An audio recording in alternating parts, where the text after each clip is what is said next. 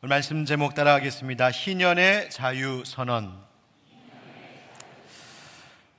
여러분들 영화 보는 거 좋아하십니까? 요즘에 극장가에 대작들이 막 나와서 많은 분들이 영화, 또 더위를 피해서 극장에 가서 영화를 즐기는 분들도 많으신 것 같습니다. 혹시 여러분 어렸을 때, 젊었을 때 봤던 영화 기억하는 것 혹시 있으신지요?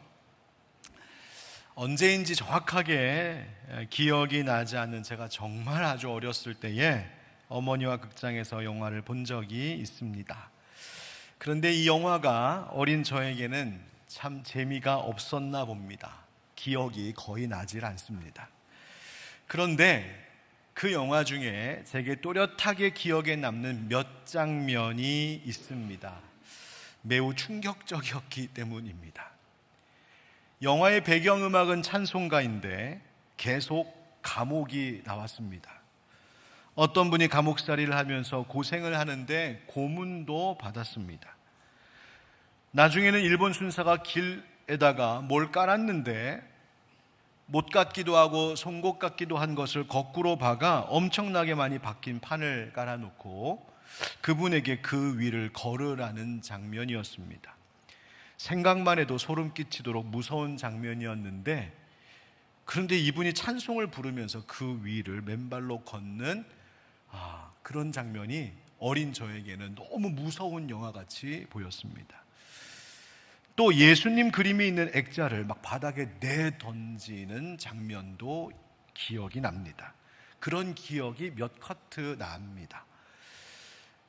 어렸던 당시는 제가 그 나오는 배우 중에 아는 배우라고는 코미디언 구봉서 선생님밖에 안 계셨는데, 나중에 거기에 나왔던 배우들이 매우 유명한 분들이었다는 것을 나중에서야 알았습니다. 신영균 씨, 고은하 씨, 이순재 씨, 그리고 후라이보이 곽규석 씨, 코미디언 구봉서와 같은 분들이 출연하신 영화였다는 것을 나중에 커서 찾아보고 알았습니다. 바로 이 영화는 주기철 목사님의 일대기를 그린 1977년작 저 높은 곳을 향하여 라는 제목의 영화입니다. 이것이 제가 주기철이라고 하는 인물을 알기 시작한 첫 만남이었습니다. 장로의 신학대학교를 가면 학생들이 주로 수업을 듣는 소양관이라는 이름의 건물이 있는데, 소양이라고 하는 이름은 일제 신사참배를 반대하시다가 순교하신 바로 이 주기철 목사님의 호입니다. 소양 주기철 목사. 예수의 한자 표기인 야소의 그 소자와 그리고 양양자를 써서 예수님의 양이라는 뜻으로 알려져 있습니다. 뿐만 아니라 이 한자 소는 소생하다 할 때 되살아나다는 바로 쓰이는 그 소자이어서 뜻을 그대로 풀자면 다시 살아난 양이라고 뜻풀이가 되기도 합니다. 아마 어쩌면 주기철 목사님은 다시 사신 그 예수님을 따르는 양으로서 일사각오의 정신으로 순교하셨지만 예수 안에 다시 사는 부활에 대한 확신이 있으셨음을, 그리고 우리 역사 속에 이 신앙의 정신으로 여전히 살아있음을 의미하고 있는 이분에게 참 잘 어울리는 호가 아니겠나 생각이 들었습니다.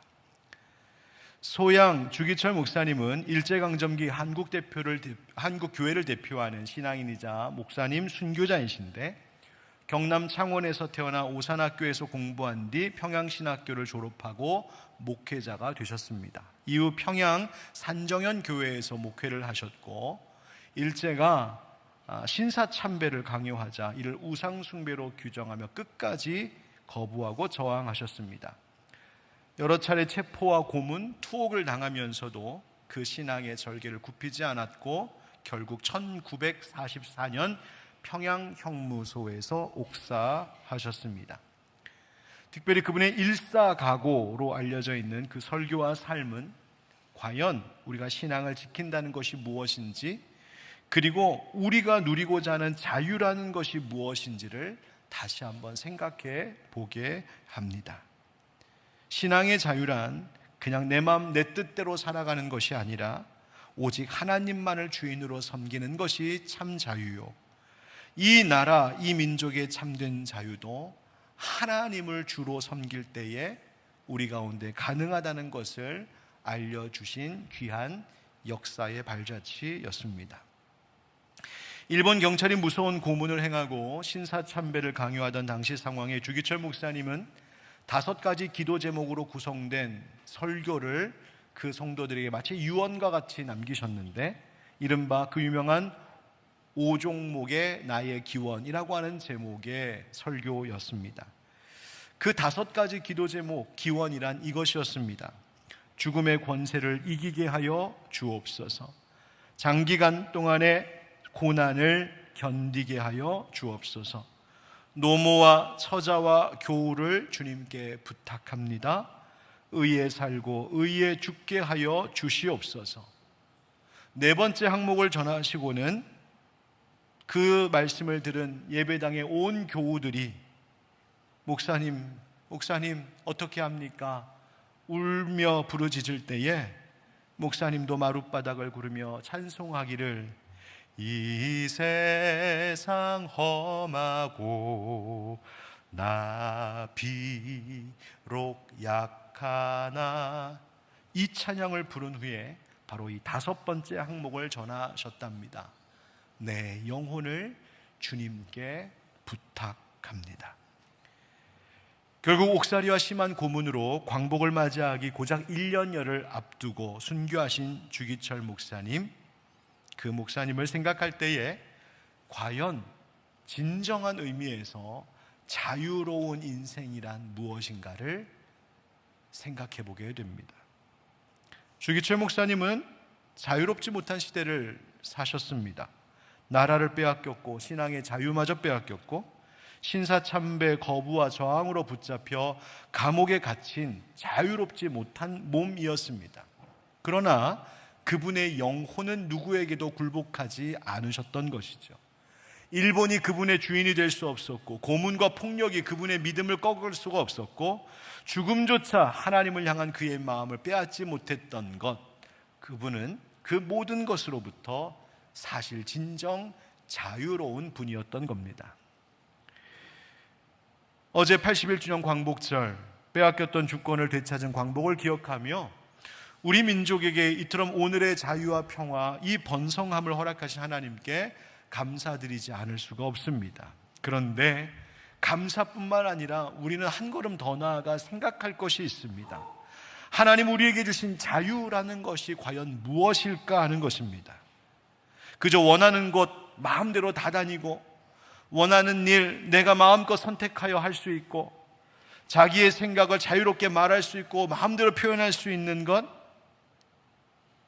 여러분, 무엇보다 우리가 자유롭게 하나님을 예배하고 우리의 신앙을 고백할 수 있게 하신 것, 이 모든 것 참 감사한 일인데, 과연 그저 나의 외적인 것들이 자유롭다 하여서 반드시 우리가 자유로운 사람일까? 이것에 대해서 다시 한번 생각해 보게 됩니다. 내 인생 내 것이니 내가 원하는 대로 삽니다.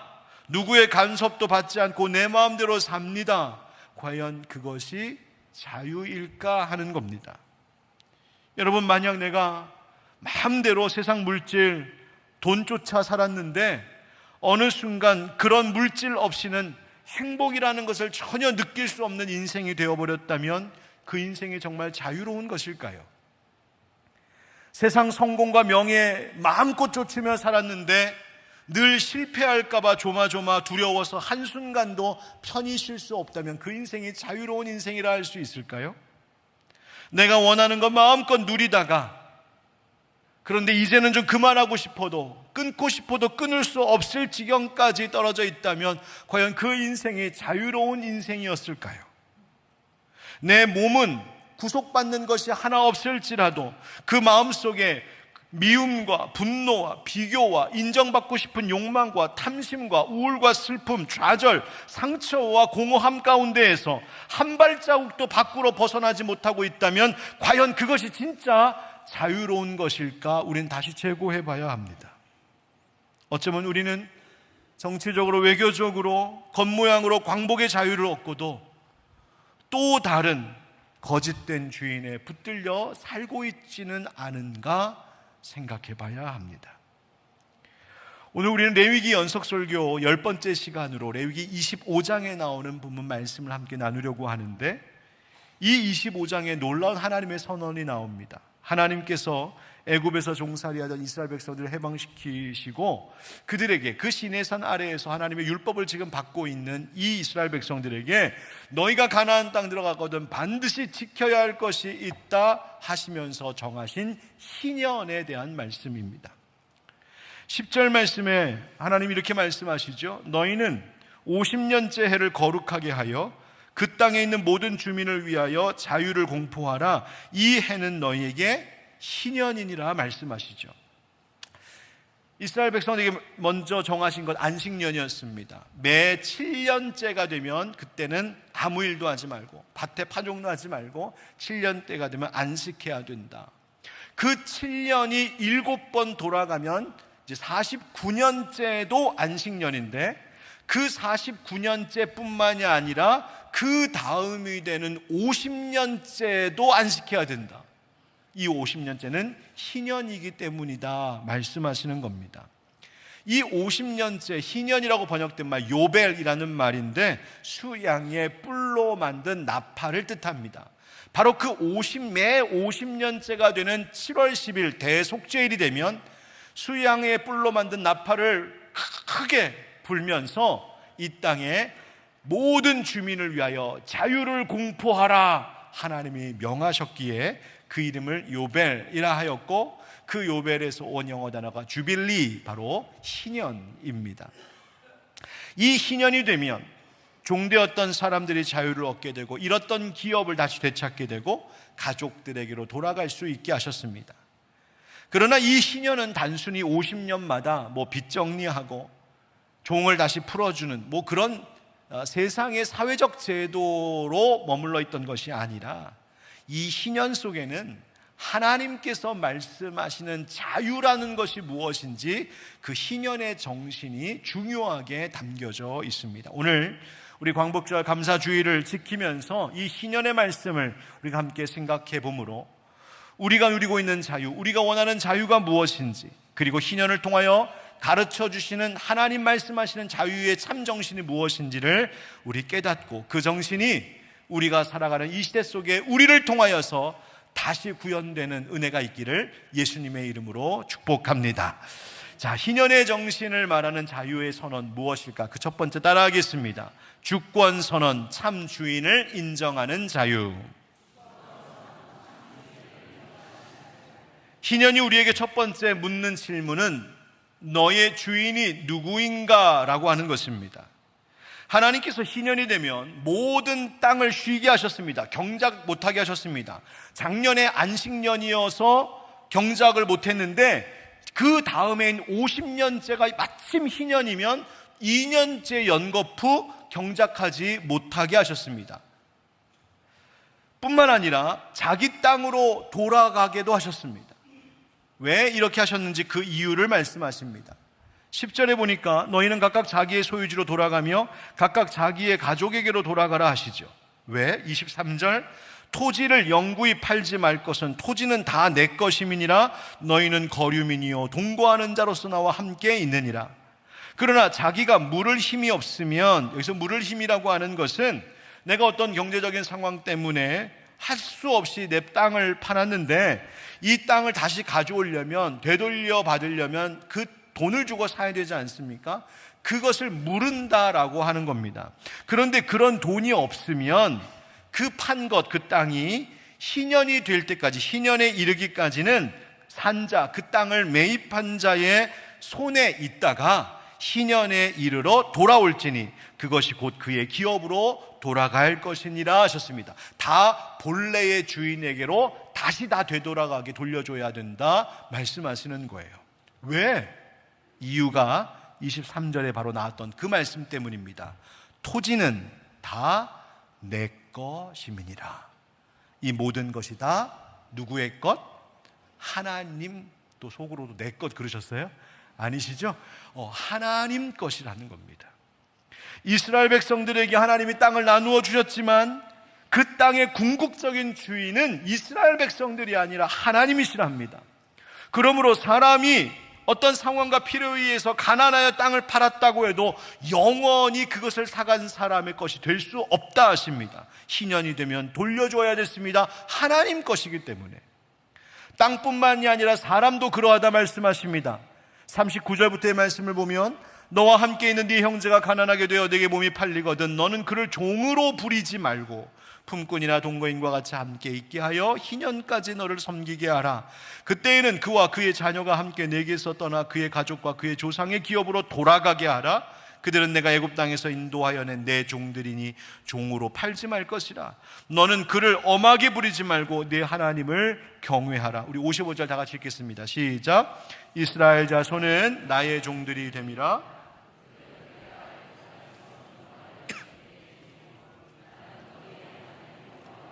아멘.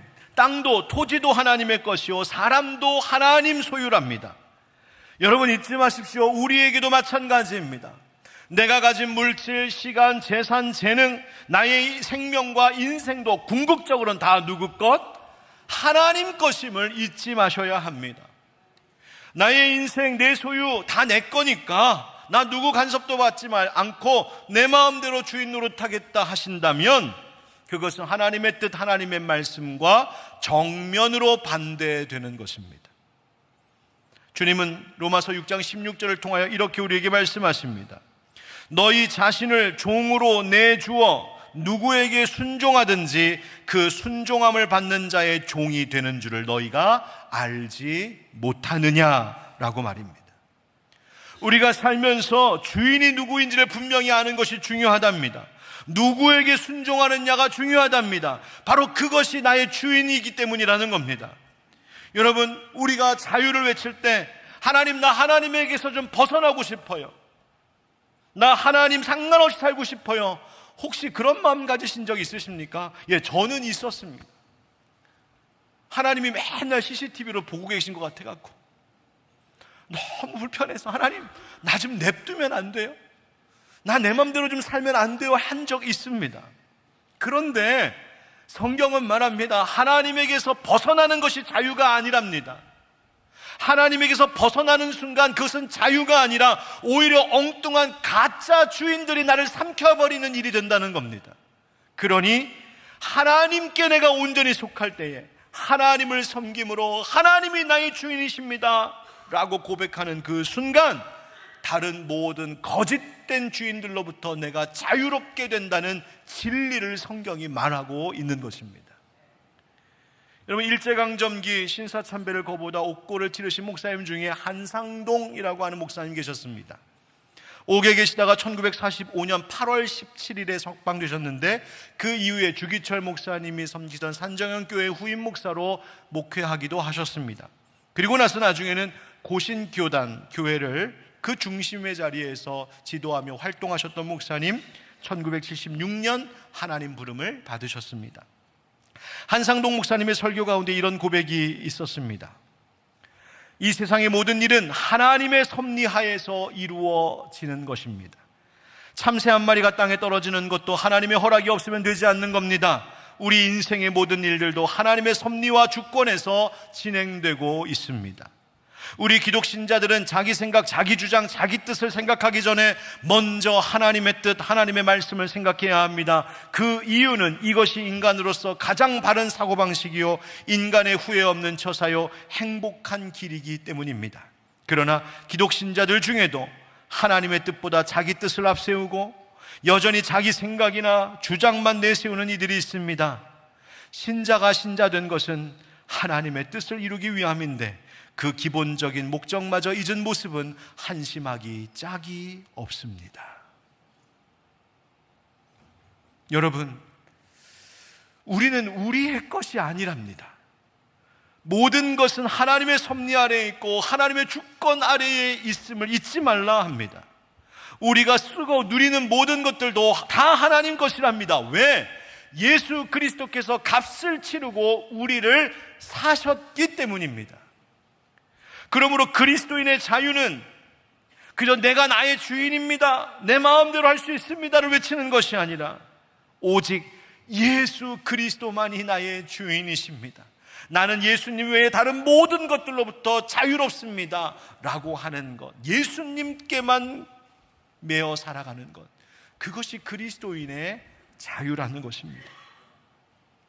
사랑하는 성도 여러분, 삶의 주권, 삶의 주도권을 오늘 예배 가운데에서 하나님께 다시 돌려놓고 가시기를 주의 이름으로 축복합니다. 삶이라고 하는 배의 키를 내가 쥐고 있어야 내가 뭔가 살 수 있을 것 같다면 아닙니다. 오히려 그 인생이라는 배의 키를 하나님께 온전히 맡길 때에 우리는 다른 헛된 것으로부터, 염려와 불안과 근심으로부터 자유로워질 수 있는 겁니다. 돈도 명예도 성공도 세상의 평가, 사람의 인정도 결코 우리의 주인이 될 수 없음을 잊지 마시기 바랍니다. 오직 하나님만이 내 주인이십니다. 오직 하나님이 내 가정에, 우리 교회에, 이 나라 이 민족의 주인이십니다 라고 선포하는 것이 바로 희년의 자유 정신입니다. 우리 모두가 이 광복절 감사주일을 맞이하여 주님, 내가 세상의 다른 모든 것들로부터 나는 자유롭고 오직 하나님께만 메인자로 살아갑니다 고백하며 살아갈 수 있는 여러분 되기를 주님의 이름으로 축복합니다. 두 번째 선언 따라합시다. 공동체의 선언, 이웃의 삶을 돌보는 자유. 오늘 본문의 말씀을 읽다 보면 하나님이 강조하시는 한 단어가 눈에 띄는데 바로 그것은 형제라고 하는 단어입니다. 35절에 네 형제가 가난하게 되어 빈손으로 네 곁에 있거든 너는 그를 도와 거류민이나 동거인처럼 너와 함께 생활하게 하되 너는 그에게 이자 받지 말고 네 하나님을 경외하여 네 형제로 너와 함께 생활하게 할 것인즉 너는 그에게 이자를 위하여 돈을 구워주지 말고 이익을 위하여 네 양식을 구워주지 말라. 나는 너희 하나님이 되며 또 가나안 땅을 너희에게 주려고 애굽 땅에서 너희를 인도하여 낸 너희의 하나님 여호와이니라. 아멘. 하나님께서 이스라엘 백성들에게 강조하신 것이 뭐냐면 너희가 서로 형제라는 사실을 잊지 말아라, 형제의식을 잊지 말라고 말씀하시는 겁니다. 그래서 그 형제가 어려움에 빠져서 어려운 형편 가운데, 처지 가운데 있을지라도 하나님 앞에서 여전히 너와 똑같이 존귀한 사람임을 잊지 말라는 것입니다. 그의 어려움의 형편이 나와 아무 상관없는 것처럼 외면하지도 말라고 말씀하시는 겁니다. 만약 이 사람의 형편이 더 어려워져서 자기의 몸까지 종으로 팔아야 될 지경까지 였을 때에 너는 그를 종으로 부리지 말고 품꾼을 주는 품삯을 주는 품꾼이나 같이 사는 동거인으로 데리고 있다가 희년이 되면 가족과 함께 다 돌려보내라, 엄하게 그를 부리지 말라고 그 이웃과 형제를 사랑할 것을 하나님이 말씀하십니다. 왜? 너희가 애굽에서 너희도 한때 종이었다는 사실을 잊지 말라 하시는 겁니다. 너희가 자유를 얻은 것이 너희의 실력으로 된 것이 아니라 하나님께서 베푸신 은혜 때문에 너희가 여기까지 온 것인 줄 안다면, 우리 아까 권사님들 찬양하신 것처럼 모든 것이 은혜, 모든 것이 은혜, 은혜 아닌 것이 없습니다 라고 고백하는 너희들이라면 너희도 다른 사람 억압하는 사람 되어서는 안 된다 하시는 겁니다. 여러분, 이것은 우리에게도 참 중요한 말씀일 겁니다. 우리 민족도 자유를 빼앗겨 본 역사를 가진 민족이기 때문입니다. 그렇다면 우리가 누리는 자유, 그것은 이 자유를 감사하는 것에서 머물러 있는 것이 아니라 내 곁에 나와 함께 살아가는 사람들, 내 형제의 자유도 얼마나 중요한지 그들의 존엄을 지켜주는 사람들이 될 때 우리는 진정한 자유, 희년의 정신을 회복하게 되는 겁니다. 그런데 지금 우리의 사회는 어떻습니까? 자기 권리만 주장하는 일이 많습니다. 내가 이렇게 말할 자유가 있지 않느냐? 내가 이렇게 선택할 자유가 있지 않느냐? 내가 이렇게 행동할 자유가 있지 않느냐? 주장합니다. 예를 들어 도를 넘는 악성 민원, 학교 안에 선생님들에 대한 지나친 교권 침해, 자기 생활의 자유만 주장하다가 부딪히는 윗집 아랫집 이웃끼리의 갈등, 생계를 위한 터전과 일상까지 해치는 지나친 집회나 폭력적인 시위 등등, 이런 것들을 보면 우리를 걱정스럽게 하는 것 같습니다. 성경이 우리에게 묻습니다. 너가 자유를 주장할 때에 너의 그 자유로 인해서 너의 형제와 자매, 너의 이웃과 다른 시민들, 국민들은 과연 지금 어떠냐고 묻고 있는 겁니다. 1882년에 태어나셔서 1931년에 해방을 미처 보지 못하고 돌아가신 손정도라는 목사님 계십니다. 3.1운동 후 상하이로 가셔서 대한민국 임시정부 수립에 참여하기도 하셨었는데, 이 손 목사님이 자녀들에게 남긴 정신이 있답니다. 걸레 정신입니다. 걸레 정신? 이게 뭔데? 여러분 집에 걸레 하나씩 다 있으시죠? 걸레는 사람들이 손대기 싫어하는 더러운 곳을 닦는 일을 합니다. 그러나 정작 그것을 다 깨끗하게 걸레로 닦고 나면 그 뒤에는 자기를 드러내지 않고 보이지 않는 곳에 물러나 있는 것이 걸레입니다. 손 목사님은 나라와 민족이 필요로 한다면 남들이 꺼리는 일, 하기 싫어하는 일, 어려운 일을 기꺼이 맡되 그 일을 다 마친 뒤에는 공로나 자리를 요구하지 말라는 의미로 이것을 남기셨던 겁니다. 여러분, 우리는 어떻게 살아가고 있을까요? 그저 쉬운 일, 편안한 일만 찾고 있지는 않습니까? 영광받는 일, 좀 폼나는 일, 그런 것만 하려고 하진 않은가요? 여러분, 진정한 자유가 뭘까? 그 진정한 자유란 내게 있는 자유로 기꺼이 다른 형제와 이웃을 돌봐야 되는 책임을 감당하는 것, 그 일을 선택하는 것이 진짜 자유의 의미를 아는 것입니다. 갈라디아서 5장 13절 우리 함께 같이 읽어봅시다. 시작. 형제들아, 너희가 자유를 위하여 부르심을 입었으나 그러나 그 자유로 육체의 기회를 삼지 말고 오직 사랑으로 서로 종노릇 하라. 아멘. 여러분, 이것이 복음이 말하는 자유의 역설입니다. 참 자유는 내 마음대로 하는 힘이 아니라 내게 있는 자유의 의지를 가지고 기꺼이 나의 권리를 내려놓고 다른 사람을 섬기고 사랑할 수 있는 힘이 자유의 힘입니다. 집에 들어가서 몸이 고단하지만 피곤하지만 아우 나 오늘 너무 힘들어 하고 그냥 드러누워 아무것도 안 하고 있는 것이 내 자유가 아니라 오늘도 똑같이 수고한 다른 가족들을 위하여서 조금 더 움직이고 조금 더 섬기고 조금 더 함께 나누어 일을 하는 것, 그게 자유라는 것입니다. 교회 안에서 나도 이 교회 성도인데 내가 하고 싶은 대로 하고 예배드리고 가지, 내가 하고 싶은 거 하고 말하고 가지 하는 것이 자유가 아니라 예수님 때문에 다른 성도들을 위하여 내가 조금 더 헌신하고 조금 더 희생하고 조금 더 참고 감당하며 짐을 지는 것, 그것이 진짜 자유라고 주님이 말씀하시는 겁니다. 서로 종노릇하라. 사랑하는 하늘빛 광성의 형제자매 여러분, 가장 자유로우셨던 예수님께서 사람의 불편한 몸으로 이 땅에 오셔서 당신이 친히 창조하신 피조물의 발 앞에 엎드려 그 발을 손수 닦아주신 섬기는 종이 되셨다는 사실을 잊지 마시길 바랍니다. 내 곁에 아픔 속에 서 있는 형제를 외면하지 말아야 하고 쓰러진 이에게 손을 내밀 줄 알아야 하고 서로를 존중하며 다시 서로 일으켜 줄 수 있도록 함께 책임을 나누어 주는 것, 나만 자유로운 것이 아니라 함께 자유로운 공동체가 되고, 나만 잘 사는 것이 아니라 넘어진 형제 다시 일으켜 함께 잘 살아갈 수 있는 공동체 만드는 것, 이것이 희년이 선포하는 두 번째 자유의 정신임을 잊지 않고 살아가는, 서로를 돌보는 우리가 되기를 주님의 이름으로 축복합니다.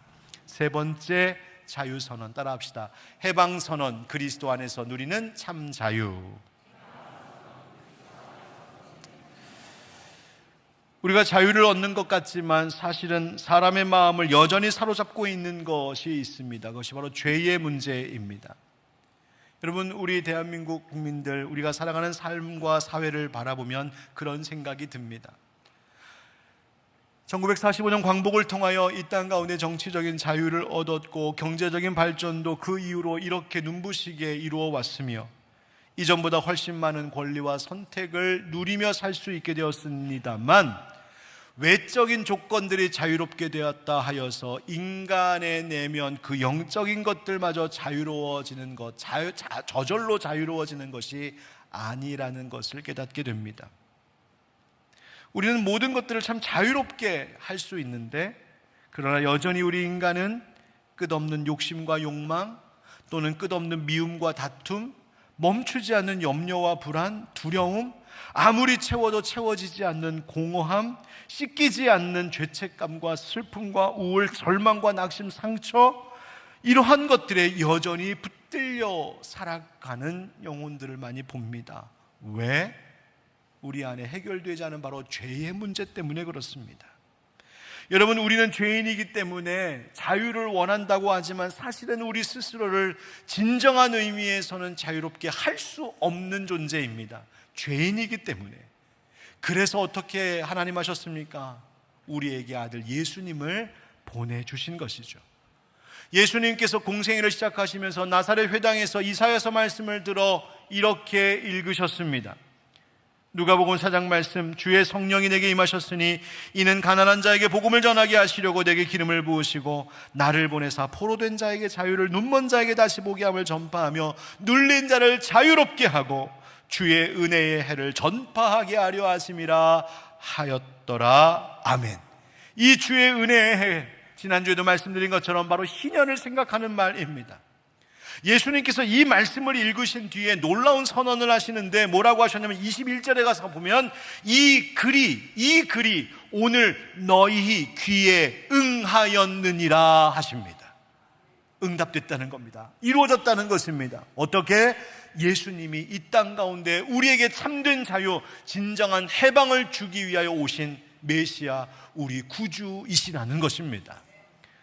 레위기에 나오는 희년에는 나팔을 불어서 자유를 선포했다면, 이제는 예수 그리스도께서 친히 우리 가운데 오셔서 십자가 지시고 죄값을 담당하시고 부활하심으로 죄와 죽음의 권세를 깨뜨리셨기에 우리는 바로 그 예수의 이름으로 이 땅 가운데 희년을 선포할 수 있다는 것입니다.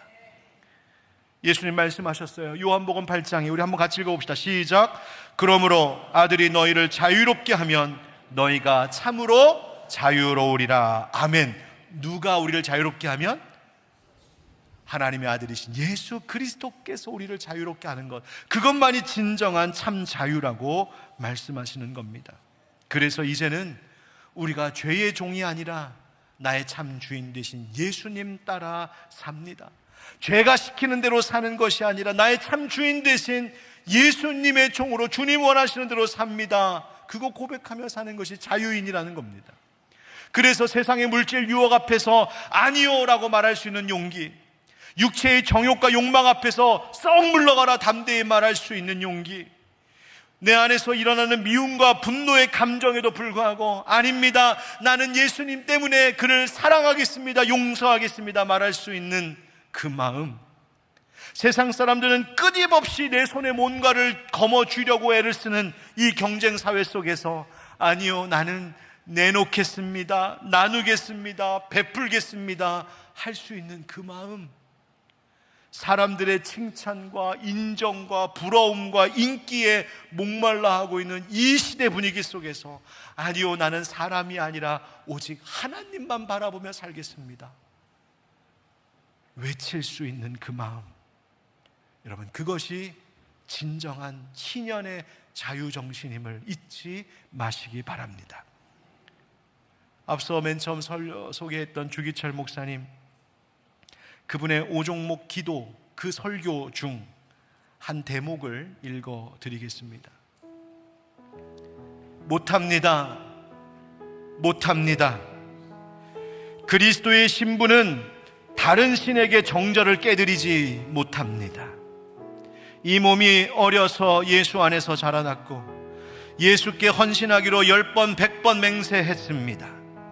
예수의 이름으로 밥 얻어먹고 영광을 받다가 하나님의 계명이 깨어지고 예수의 이름이 땅에 떨어지게 되는 오늘, 이 몸이 어찌 구구도생 피할 줄이 있으랴. 아, 내 주 예수의 이름이 땅에 떨어지는구나.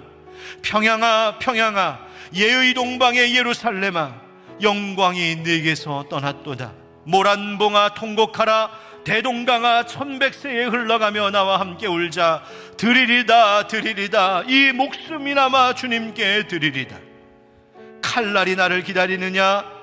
나는 저 칼날을 향하여 나아가리라. 이 몸 죽고 주고 10번 다시 죽어도 주님 향한 대의정절 변치 아니하겠습니다. 십자가, 십자가, 주님 지신 십자가 앞에 이 몸을 드립니다. 우리 초로 인생, 풀 같은 인생, 이슬 같은 인생 살면 며칠입니까? 인생은 짧고 의는 영원합니다. 나의 사랑하는 교우 여러분, 의에 죽고 의에 사르사이다. 의를 버리고, 더구나 예수께 향한 의를 버리고 산다는 것은 개짐승의 삶만 같지 못합니다. 여러분, 예수는 살아계십니다. 부디 예수로 죽고 예수로 사르사이다. 아멘. 여러분, 죄의 유혹과 세상의 가치가 다시 우리의 주인이 되지 않게 하시기를 바랍니다. 나팔로 희년을 선포했었듯 오늘 우리가 그 복음의 나팔수가 되어야 합니다. 우리의 말과 사랑과 섬김을 통하여 그리스도 안에 참 자유가 있습니다. 이 세상을 향하여 그 복음의 나팔을 불도록 부름받은 자들이 저와 여러분들이기 때문에 그렇습니다.